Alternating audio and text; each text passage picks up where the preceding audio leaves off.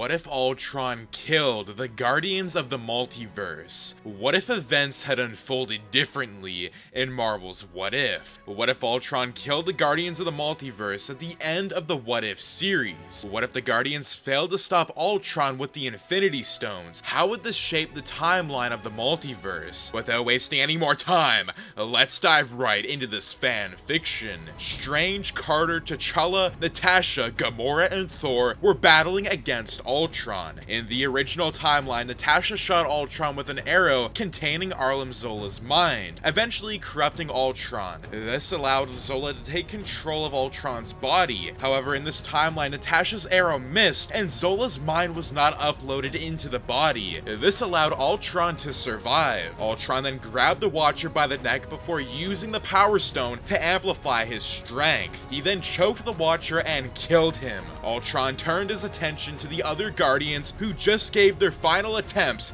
to defeating him. Ultron slayed Natasha, Carter, T'Challa, and Killmonger easily. Thor and Gamora were able to put up a good fight against him, but Ultron eventually used the stones to give him the upper hand. After defeating them, he turned his attention to Strange Supreme, who has used most of his magical energy. Ultron used the Mind Stone to corrupt Strange and killed him by ripping his body away from him. With the Guardians of the Multiverse defeated, Ultron knew that he has cleansed the rest of the multiverse. Ultron went to the Watcher's multiversal observatory, and there he saw the other worlds that were not his. His first world that he targeted was Carter's world, as Carter's modern world was seemingly to be the first Avengers movie where the Tesseract was found by S.H.I.E.L.D. Ultron knew that he does not need his Infinity Stones and that he's already completed his own. He then easily overpowered the early Avengers in this world, and he used his brute strength to destroy the Tesseract. After that, the cleansing of Carter's world began. With Carter's world gone, Ultron went to T'Challa's world, where he then arrived in Wakanda. He saw King T'Chaka, and the rest of the Wakandans were shocked to see him. Ultron said that he just recently killed T'Challa and that their efforts were just futile. T'Chaka was horrified to hear that, and then he railed his Wakandans to attack Ultron with vibranium weapons and technology. They were able to put up a solid fight against Ultron. However, Ultron said that he would not be wasting his time with such petty hits and summoned his drones instead. As Ultron could manifest the drones to thousands of them, they eventually overwhelmed Wakanda. Ultron used the vibranium resources to further enhance his drones.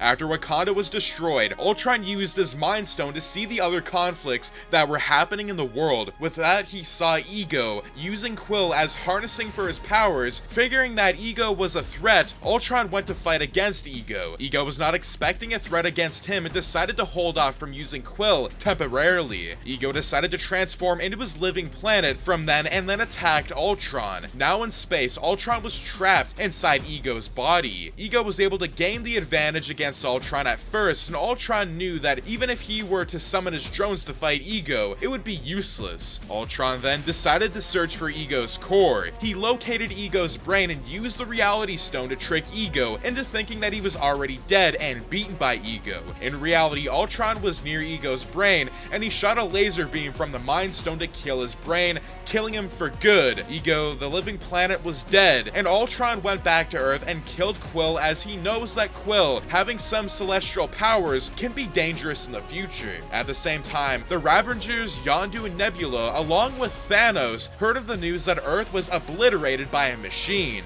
They were further devastated when they heard that T'Challa was killed. Seeking revenge, they tracked down Ultron. However, Ultron used the Space Stone to teleport them instead. He said that they were a problem too and fought against them. Ultron saw Thanos and fought against him, and he said that he's slain Thanos from another realm in which Thanos didn't understand. Ultron then killed all of them, leaving Nebula alone. Nebula said that she has the Embryms of Genesis, a cosmic artifact that could eradicate galaxies' hunger. She said that it could serve as a purpose to Ultron's conquest for domination. Ultron refused and said that all he wanted is world peace and that he has the tools for it. He killed her and threw the artifact away. With the world gone, Ultron went to the world where Loki was enslaving the people on Earth. As he arrived, the Loki's clones were battling with S.H.I.E.L.D. against Captain Marvel and Captain America aboard the helicarrier. They were all stopped and looked at Ultron. Ultron said that wars are inevitable in every universe, and it seems it's up to him to stop all of them. Nick Fury ordered his men to fire against Ultron, but their bullets were easily deflected.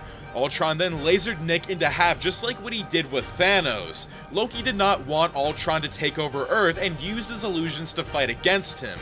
However, Ultron had experience battling against illusions when he faced Strange Supreme and easily found out the true Loki. Ultron grabbed Loki by his neck and choked him to death. The other heroes saw in horror as Ultron easily defeated Loki. Captain Marvel and Captain America charged forth to Ultron, and Ultron punched them away. Steve said that Ultron might be out of their league and they should not resist against him for now. Carol Danvers agreed and they decided to submit to Ultron. Ultron was pleased that there were some who wasn't going to resist. He decided to spare their lives. They were imprisoned, and however in Asgard, Odin was furious that both his sons were now murdered. Odin decided that Earth does not need to be spared. He rallied the Asgardians to attack Earth. As he arrived on Earth, he was greeted by a legion of Ultron drones aimed with vibranium. A massive battle broke out between the Asgardians and his drones. Odin and the Warriors 3 and Lady Sif battled with Ultron. Odin proved to be the most formidable force that Ultron has ever faced so far. Ultron eventually defeated the Warriors 3 and Lady Sif. Odin mustered his strength to send a powerful shockwave, incapacitating Ultron temporarily. Odin used his spear to stab Ultron. As Ultron was damaged, he used the time stone to reverse the time before he was being stabbed. As the time was reversed, Ultron grabbed Odin's spear and stabbed him instead. Odin then fell on the ground and the rest of the Asgardians watched as Odin died from his wounds and vanished into Valhalla. Ultron's drones then slaughtered the rest of the Asgardians, and with the world finally done, Ultron decided to move to another world. Ultron did not venture into Doctor Strange's world nor the zombie world as he deemed it to be meaningless. Meanwhile, in Killmonger's world, Shuri, Pepper, and the rest of the Wakandan allies stormed into Killmonger's place. They didn't find Killmonger there, but rather Ultron himself sitting on the throne. Ultron proposed to let them serve under his command in exchange for their lives. Shuri thought that Ultron was another enemy of Wakanda and started firing at him. Ultron was disappointed as he has to destroy another universe. He then killed Shuri and the rest. Pepper herself was terrified and surrendered to Ultron. She asked what happened to Killmonger, and Ultron told her about how the other Guardians of the Multiverse banded up to fight against him but failed. Pepper didn't believe it at first, but Ultron said that once he has peace to all of the multiverse, only then he could stop his conquest for universal peace. He then went to destroy the US government's military and the rest of the Wakandan forces. Ultron did the same in Thor's world after wiping out most of life forms in the multiverse, except for those that didn't oppose him. Ultron decided to finally settle down. He watched from the Watcher's multiverse or observatory of the multiverse that he has conquered. With nothing left, Ultron finally rests. Meanwhile, in a distant universe, Kang the Conqueror has just returned from the past of the Pharaoh Tut from Egypt. He teleported himself into the future with his time-traveling technology, but accidentally overshot where he discovered a barren Earth that used to be Ultron's first world. Kang scouted around and saw no life forms, and he realized that there were no resources either, so he decided to leave. He then saw a recording from nearby from a machine, and Kang played the machine and saw a recording played by Arlim Zola detailing on how Ultron took over the world and destroyed over half of the multiverse. Kang was shocked that there were other universes and people being capable of global mass destruction. Kang then saw an android descending onto the ground.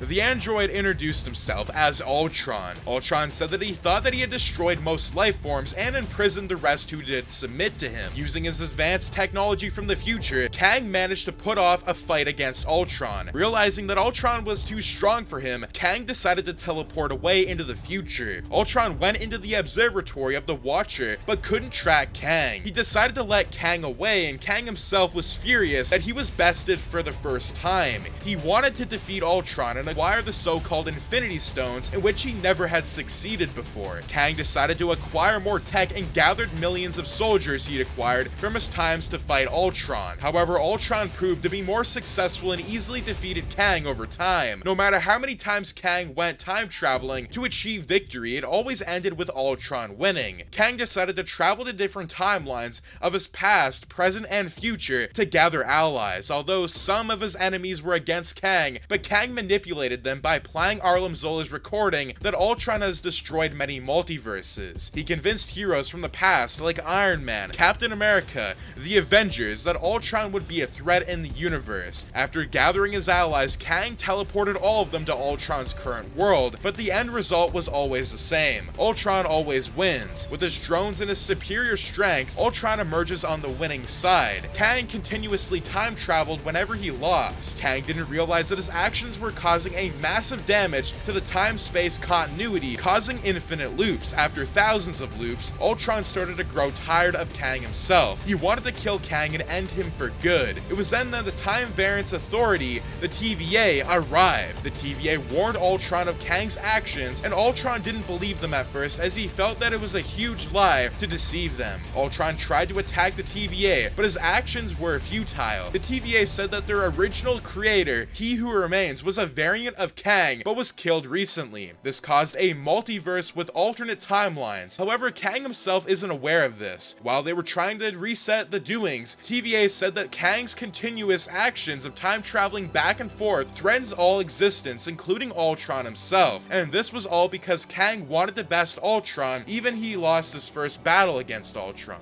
Ultron didn't believe at first, and the TVA left, saying that the next chance of Kang arriving could be fatal for the timelines of the multiverse. Ultron then faced off against Kang yet again, and this time the Avengers from the past, who were not recruited by Ultron, told him that Kang's final battle will cause a massive space-time disruption, eventually wiping out the entire multiverse timelines. Ultron thought to himself that after destroying all of the multiverse, he could have brought peace to the universe, but with the time traveling across the multiverse, this seemed to be an impossible task as peace was never an option. Ultron figured that he was tired after all of trying to restore peace, but to no avail. Ultron knew how the Infinity Stones could be a dangerous threat, and he decided to use the Infinity Stones to destroy the Infinity Stones for good. Preventing Kang from getting a hold of it, Kang and his new allies arrived on the battlefield on Earth. This time, Ultron decided to let himself be taken by Kang. Although Ultron didn't have the stones, he was still a formidable foe. He eventually let himself be taken by Kang, and Kang blasted Ultron's body into half. Gloating at his victory, Kang took Ultron's head and said that after all those attempts, finally Ultron was defeated with not much energy left. Ultron said that Kang was never able to defeat him, and he only won because he allowed him to. Kang searched for the Infinity Stones, but they were already destroyed. Disappointed that he couldn't inherit the Infinity Stones, Kang decided to send back the allies and villains to their respective timelines in their multiverse. Back in Ultron's multiverse, the TVA arrived at the scene and were pleased that Ultron listened to them. With Ultron preventing Kang from causing the timelines to be doomed, the multiverse still exists, but the timelines were intact. The rest of the heroes like Captain America and Captain Marvel who were imprisoned were free. They were out and saw how the world has changed without Ultron's presence, and Pepper decided to use what is left of Stark's tech to rebuild her world. The worlds that were decimated continue to remain decimated, and meanwhile another Watcher has taken the place of Uatu himself. They decided that another intimate threat like Ultron should arise soon, and they need to interfere if necessary. Kang, meanwhile, is teleported back into the future, where he battles against the Fantastic Four. And that'll be it for What If Ultron Killed the Guardians of the Multiverse in Marvel's What If. Kang battling against Ultron was inspired by Avengers Volume 4, and while it isn't a dark ending,